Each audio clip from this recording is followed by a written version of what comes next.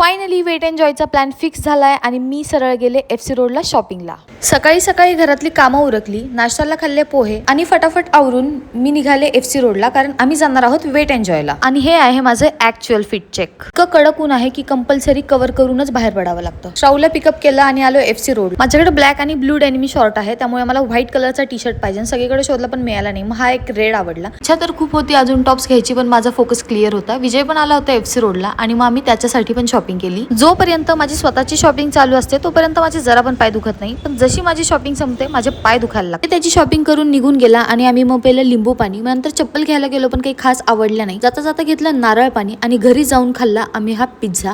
तुम्हाला मी दाखवते मी कोणते टॉप घेतले। फर्स्ट आहे हा ऑफ व्हाईट कलरचा फुल स्लीव टॉप, खूप कम्फर्टेबल आणि क्यूट होता। वेट एंड जॉयला आम्ही वॉटर पार्क आणि अम्युजमेंट पार्क दोन्हीकडे जाणार आहे, आणि हे जे दोन टॉप घेतलेत मी स्पेसिफिक अम्युजमेंट पार्कसाठी घेतलेत, कारण तिथे खूप मोठ्या मोठ्या राईड्स आहेत आणि कम्फर्टेबल कपडे असणं खूप इम्पॉर्टंट आहे। त्याच्यामुळे तुम्हाला काय वाटतं, हा जास्त छान आहे की तो आधीचा?